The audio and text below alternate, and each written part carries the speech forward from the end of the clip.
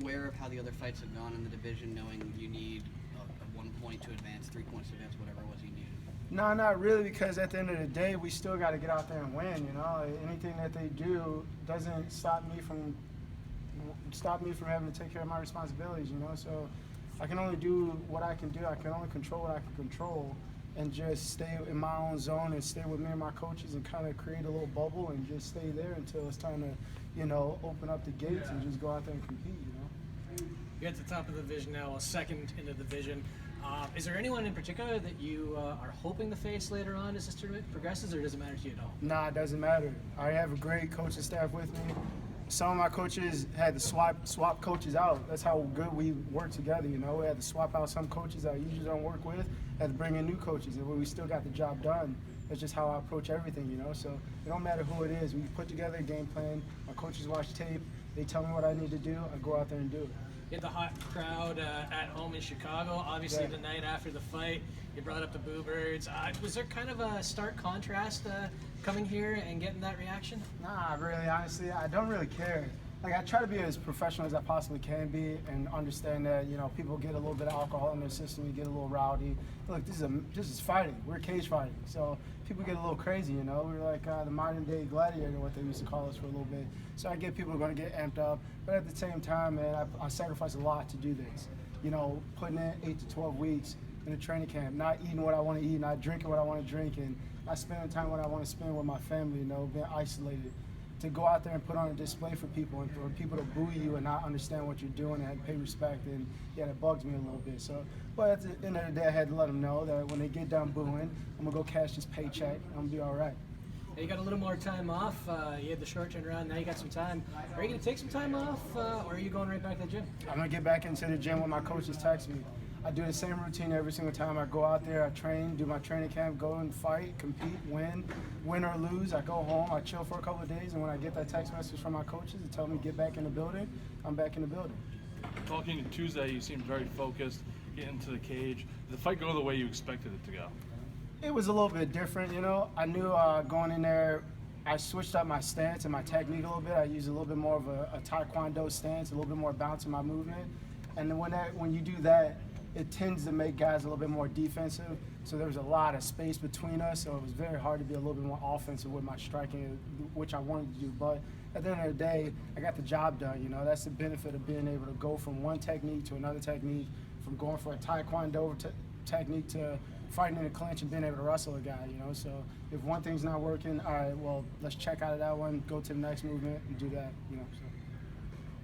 Could you describe your transition from the UFC to PFL? I mean, you had your struggles in the UFC, but now you're 2-0 in the PFL. Could you talk about how, your transition and how you've found success? My transition to the PFL has been great, and that's because of what they've done for me. They've done a great job with welcoming me in and giving me an opportunity to get out here and perform and get back to winning, and I'm just happy to be here, so I'm going to continue to do the best I could possibly do to be a professional for the PFL and represent them the best I possibly can. So any other organization that I don't compete for, I don't worry about. Yes, thank you. You're no stranger to the tournament, won the Bellator tournament, now you're in another tournament. What's the difference between the two? Just different promotion, different organization. None of this stuff changes. I don't care what organization I fight for. I go out there and I try to represent that organization to the best I possibly can, like I just told this gentleman over here, and just be professional at all times, you know. But at the same time, remember what I showed up to do, which is my job, which is go out there and fight and take care of my family. So it doesn't matter to me, playoff, regular season playoff, format, tournament format, it doesn't matter to me. Regular format, it does not matter. My job is always the same. Just building off that, though, I mean, it does seem that you thrive in tournaments from Bellator to now. Is there anything about them that particularly speaks to you? No, I think I always try to use the analogy like I feel like I'm like a rhythm shooter, you know? Like you have a lot of guys in the NBA that like they just catch and shoot, and they get into a rhythm, and now they can't miss a three, you know? Like Steph Curry, you know, that guy, once he gets into a rhythm, he's hitting every shot from half court almost, you know, and things like that. And I think I'm similar to that, you know. I keep that mindset when I come into fighting is, you know, you catch a wind, you catch a rhythm, you get your feet underneath you, you take that back into the gym, and you keep that going. So I'm a rhythm type of guy, and I got my rhythm, I got my feet under me, I'm getting back to winning, and I'm comfortable in the new skin I'm in, you know, and that's also a big benefit to where I'm at in my life right now.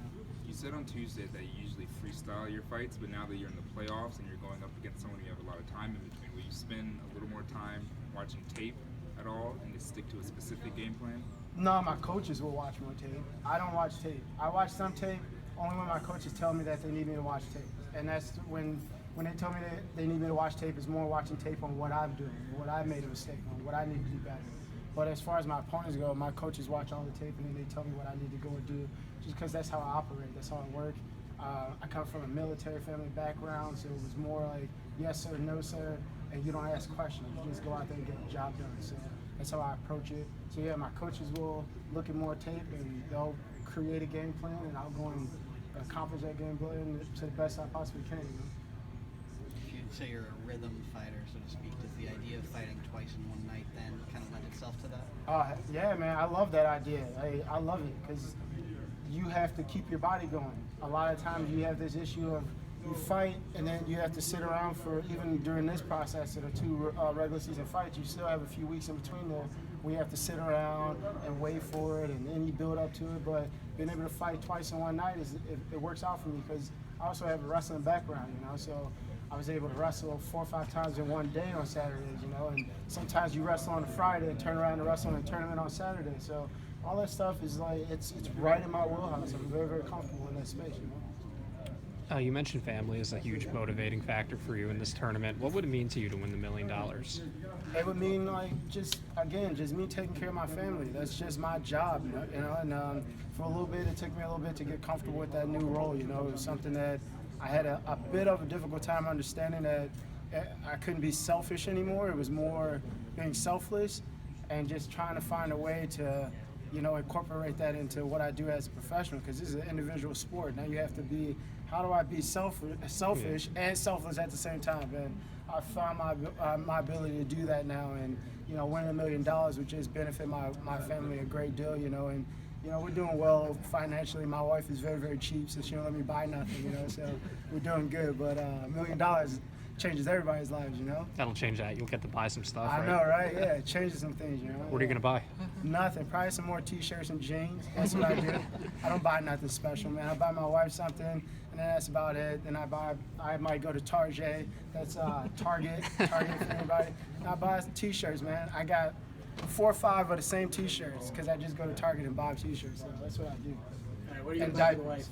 wife? What I buy the wife, whatever she's trying to like hint at me about, you know, she throws a little couple hints at me.